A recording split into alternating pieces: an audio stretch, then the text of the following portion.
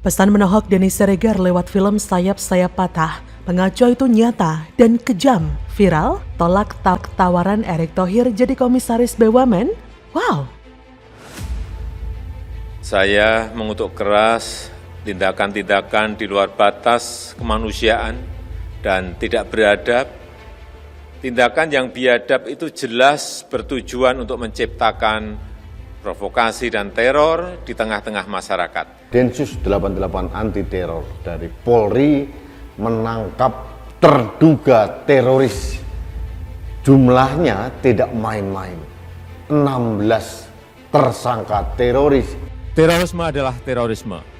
Teroris adalah teroris.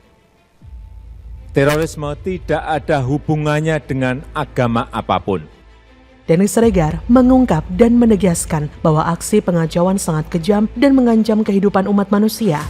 Hal itu diungkapkan Denny Siregar saat menyampaikan pesan moral yang ingin ditunjukkan melalui tayangan film Sayap-Sayap Patah yang diproduseri olehnya.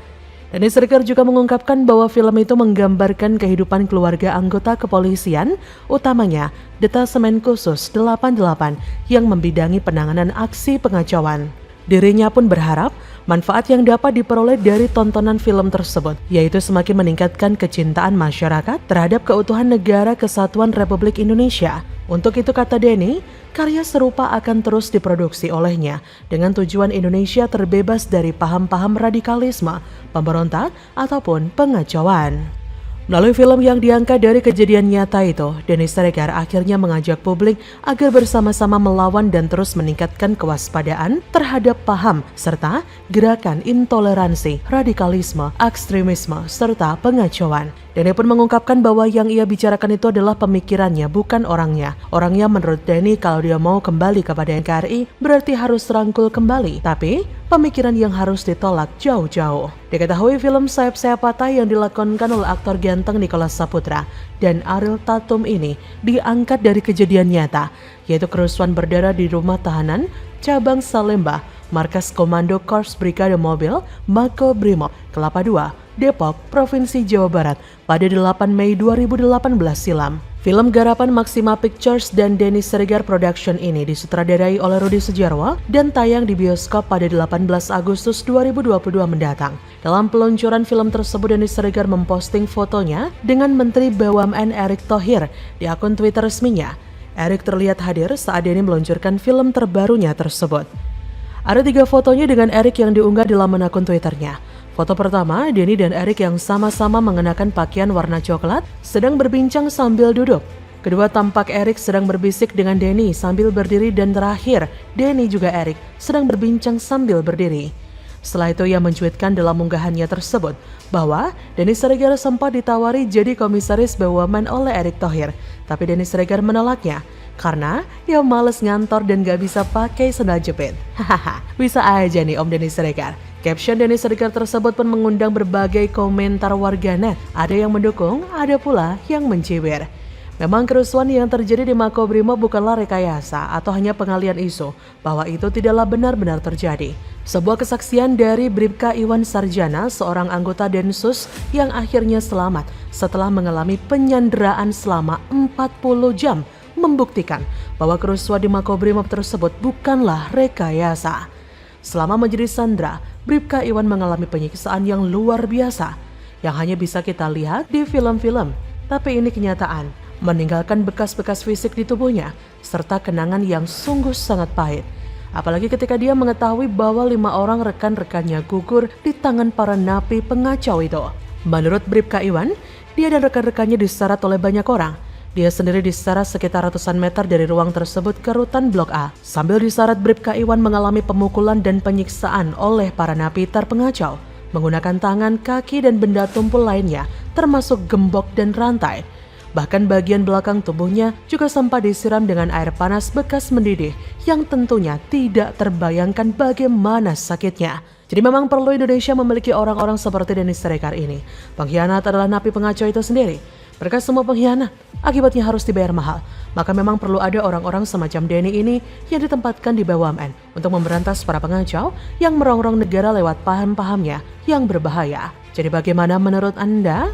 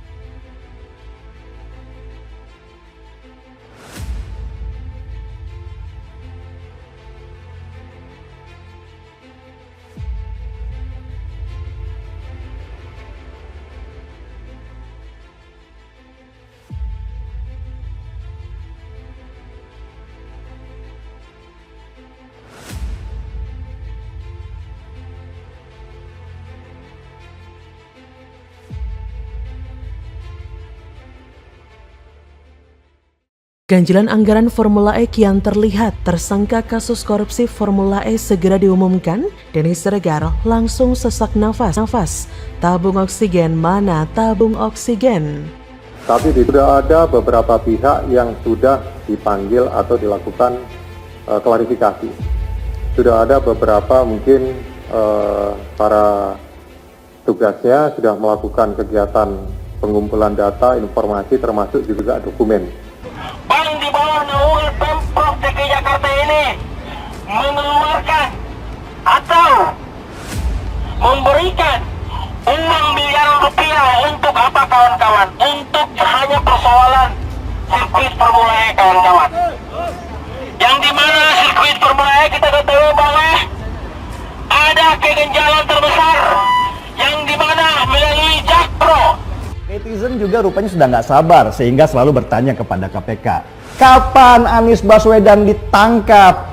Mereka rindu Anies pakai rompi oranye KPK sambil dadah-dadah seperti banyak koruptor lainnya yang malah bangga dengan korupsi karena itu kejahatan yang bergengsi.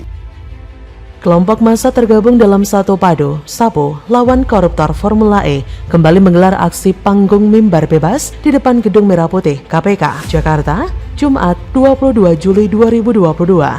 Koordinator aksi Daud, seperti informasi tertulis diterima Hops ID, menegaskan mereka menuntut lembaga anti rasuah tersebut segera memanggil beberapa pihak terkait seperti Bank DKI, Jakpro, hingga Dispora sebelum menuju Anies Baswedan. Sebab menurutnya, skandal Formula E ini tercium bau busuk yang sangat menyengat. Mereka mendesak KPK harus berani membongkar skandal Formula E ini dan jebloskan koruptornya ke penjara. Jangan sampai kasus dugaan korupsi Formula E ini ditanggung oleh KPK. Tak cuma di KPK, aksi juga dilakukan di gedung Bank DKI. Mereka menuntut Bank DKI turut menjelaskan penggunaan APBD yang dikeluarkan Pemprov DKI guna membayar komitmen fee. Mereka yakin masalah komitmen fee ada yang tidak beres. Masa KPK nggak sanggup mengendusnya sih? Kasus Formula E sudah jadi perhatian masyarakat, tapi kenapa KPK begitu loyo? Mereka juga berharap kepada BPK agar bisa membantu KPK dalam mengaudit investigasi dugaan kerugian negara pada ajang Formula E, sebab menurutnya hal ganjil soal anggaran itu sangatlah terlihat. Sebelumnya PLT Jubir KPK Ali Fikri memastikan penyelidikan rasuah dalam ajang balap Formula E tidak sembarangan. Kasus itu dibuka karena KPK mengantongi bukti. Ali menegaskan KPK sudah sesuai aturan membuka penyelidikan dugaan korupsi di dalam ajang balap mobil listrik itu. KPK menegaskan penindakan kasus korupsi di Indonesia tidak akan pandang bulu. KPK menyebut tersangka dalam kasus itu segera dibeberkan ke publik. Hal tersebut langsung membuat terkejut pegiat media sosial Denny Siregar. Lewat akun Instagramnya, ia menanggapi dengan sindiran, tabung oksigen mana tabung oksigen? Netizen pun ikut memberikan komentar. Seperti akun @wirangbirawa mengungkapkan, hal tersebut seperti spot jantung. @d.nbbn berkomentar, calon presiden cabang Arab. Kemudian akun @ulul2456, feelingku sih AB nggak bakal digaruk, pasti ada yang dijadiin kambing hitam, bau-baunya sih gitu ya. Seperti diketahui, pagelaran ajang balap Formula E di Jakarta sukses digelar pada 4 Juni kemarin. Akan tetapi, KPK hingga kini juga terus mendalami dugaan rasuah dalam ajang balap Formula E di Jakarta. Hal itu membuat warga geram karena KPK dinilai lambat menangani dugaan kasus rasuah Formula E. Ini ada kabar buruk.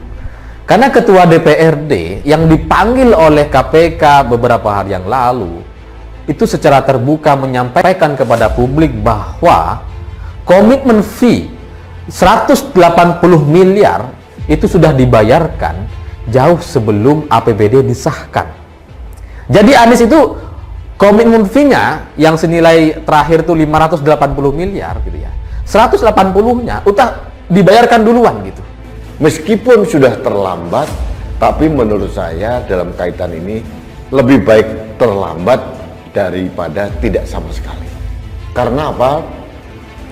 Keanehan-keanehan dalam penggunaan anggaran APBD DKI ini sangat nyata terlihat. Korupsi pada penyelenggaraan Formula E di DKI Jakarta, tim penyelidik KPK masih terus mengumpulkan bahan keterangan terkait dengan dugaan peristiwa pidana ini.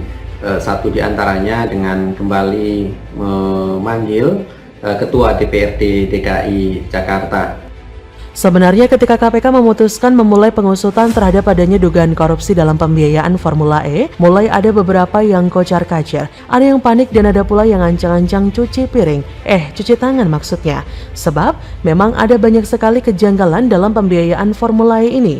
Yang pertama, bukti transfer nggak jelas hingga saat ini. Berapa yang sudah ditransfer dan kepada siapa ditransfer, tidak ada yang tahu persis. Selama ini kita hanya bisa menduga dan merangkai teka-teki ini dari pemberitaan media dan kabar angin. Mungkin PPATK bisa menelusuri aliran dana tersebut. Yang kedua adalah mahalnya biaya penyelenggaraan Formula E di Jakarta dibandingkan kota lain. Dan masih banyak lagi kejanggalan-kejanggalan, juga ketidaktransparan Formula E setelah diklaim sukses digelar oleh Anies Baswedan. Bagaimanapun juga pokoknya KPK harus mengusut sampai ke akarnya. Mungkin KPK harus menggertak lebih keras atau pakai cara satu orang yang suka meninju meja kalau sedang kesal atau lempar HP. Siapa tahu komitmen fee bisa dapat diskon gede jilid 2 sehingga jadi hanya 10 miliar saja. Sudahlah, semoga KPK garang segarang-garangnya, sikat semuanya kalau memang ada penyelewengan, atau serahkan saja ke Kejagung kalau memang tidak berani menangkap Anies DKK. Kan akan lebih bikin panik tuh kalau tiba-tiba Kejagung umumkan siapa dalang dan tersangkanya. Bagaimana menurut Anda?